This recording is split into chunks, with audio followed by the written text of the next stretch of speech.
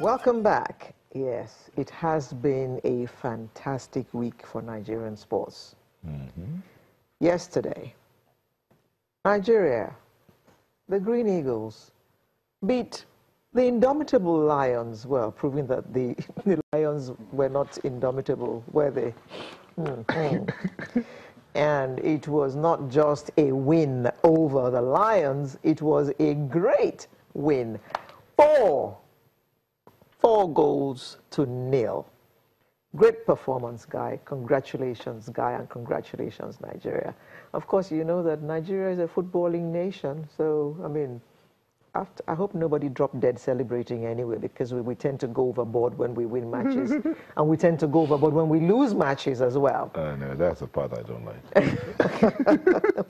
In the same week, that same week, the national women basketball team, the Tigress, against all odds, emerged champions of Africa for the 3rd time.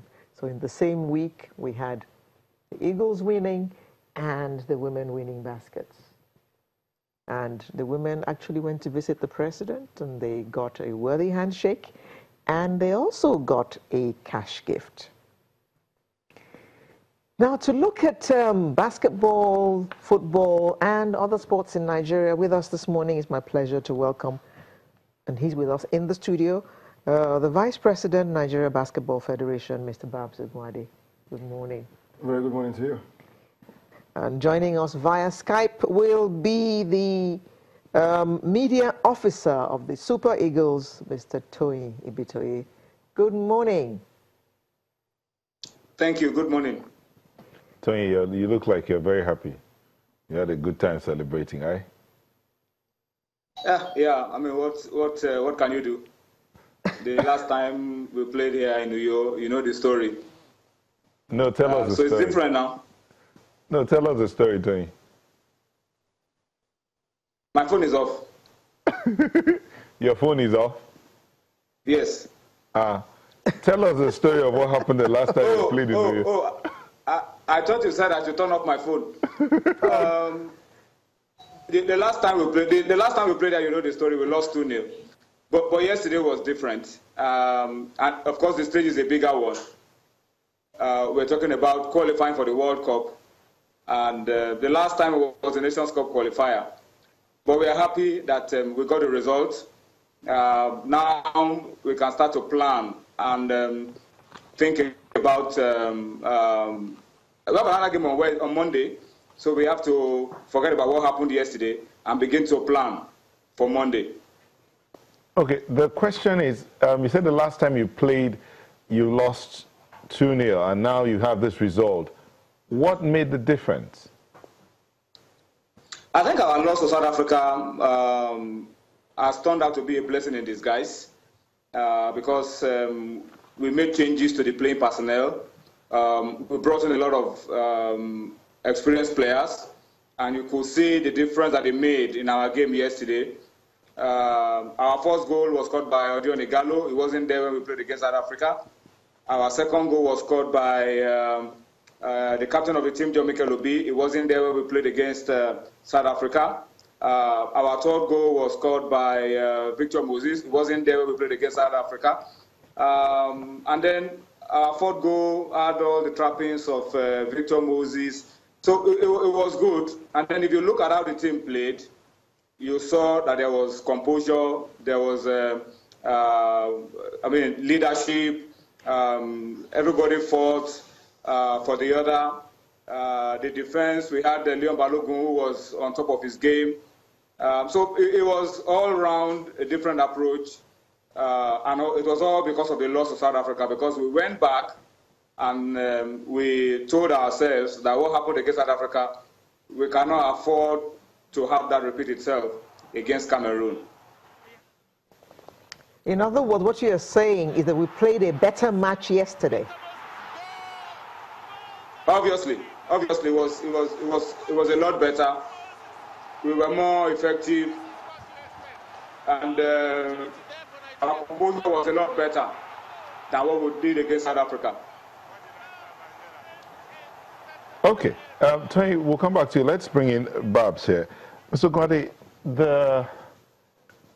just a few days before this, the girls returned. I mean, you were one of those who were very happy. And I actually heard you give them a warning that the fact that you won it doesn't mean you're going to the World Cup. Oh, I did, yes. Okay. But what is it that made the difference for the girls?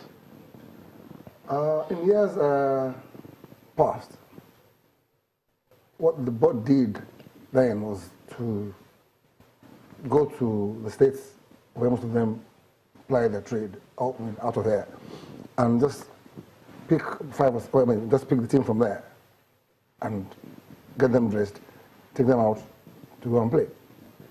But no, what we did with this board, brain made us so that we were just a month old in office. And look, if you want to play for Nigeria, you must come to Nigeria. Everybody must come here. Yes, they had a camp in Orlando for about a week and a half, or thereabouts. I said, listen, if you're playing for Nigeria, we need Nigerians to see you. Because I play for Nigeria, and we all come here. Yes, we went on training tours, every once in a while. But everybody had to come here. We needed for them to be critiqued by the stakeholders, the guys that will come to World Basketball. See them, feel them, understand who they are, as opposed to camping in diaspora and just taking them abroad. So everybody came here.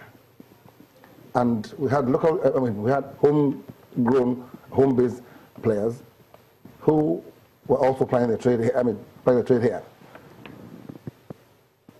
And we said, look, there was no division or no difference between playing in America, playing in Spain, and playing in Nigeria. We had 12 shirts, so everybody had to compete. So we gave equal opportunity to everybody to compete. Which was why we had about 5 or 6 girls playing locally and made a team. We decamped two Americans. So the aspirant players? Yes, for the girls. So for me, it was a good opportunity for everybody. So come here, we have 12 shirts, compete. Compete for a shirt. Yes, that's on one hand. 2, we changed the personnel, because if you recall, the player, the manager of the team used to be a captain, Ufon Udoka. Magdalena Macri was also a player for us. She also captained the team at some point. She was the player development manager. And we had Sam Vincent, who had taken us to, I think, 2003 Africa Games. We won there. So, we had, and it wasn't even our first choice. We wanted Nigerians to actually coach Nigerians. We had planned to get Imo Itoro. She used to be a captain.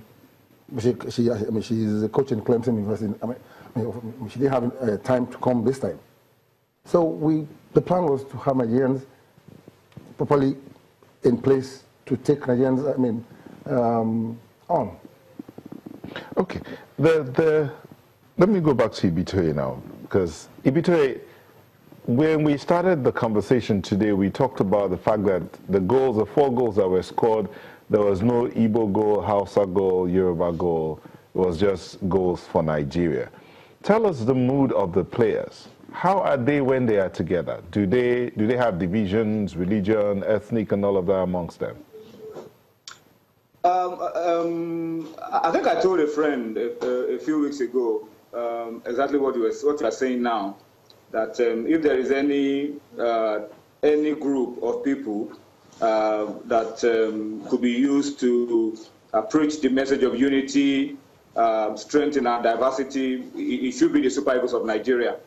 That's where you have an Ezenwa in goal, and he has Ishiwu Abdullahi playing ahead of him.